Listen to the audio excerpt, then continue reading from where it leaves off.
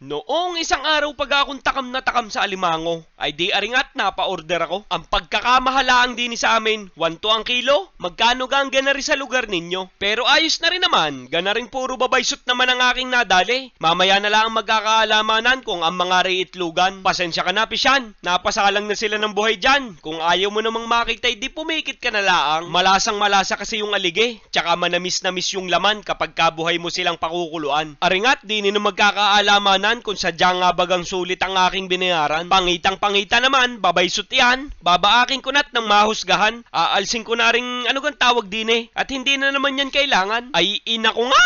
Iyan na nga ang pampaliwanag ng bahay. Pampabata. Pag nakarami ka na yan, sadyang hindi ka naaabuti ng pagtanda. Babaak pa ako ng isa at baka ako lang nakakatsamba. O ha? Quality naman talaga. Tumama ang hinala. Ay siya itatabi ko na muna at pati na rin katas. Hindi makakalampas. Siyempre, pag mga ganitong ulam na sosyalan, butter talaga ang kailangan. Mga kagayaan, kaputol ng kabaak. Tapos saka ako magigisa. Sibuyas, bawang, siling, almoranas lang. Sabay-sabay na sila para hindi magkainggitan. At dahil nga sarsa ng kaldereta, ay di tomato paste muna. Matik naman yan, ginigisa para umasngaw yung asim niya. Ikaw na may siguradong iinom din ng pineapple juice pagkatapos. Ay di are, ilalahok ko na. Maraming rekado, syempre. Kaldereta eh. Lalagyan ko na ng asin at saka ring mahirap gilingin na paminta. Pampalasa. Kasunod na niya na rin. Banana ketchup. Mga 14 tagaktak.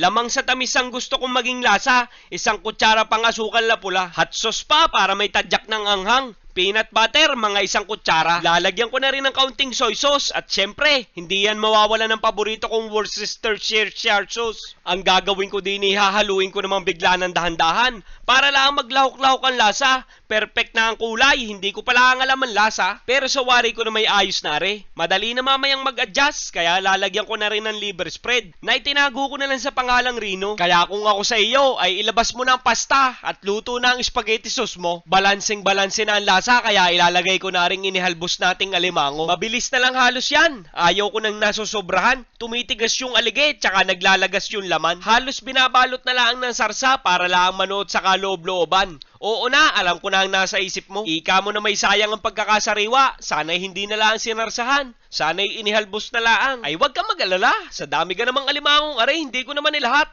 Ay di sa susunod na uli, ibang putahe naman. Ari naman sa tunay na buhay ay luto na.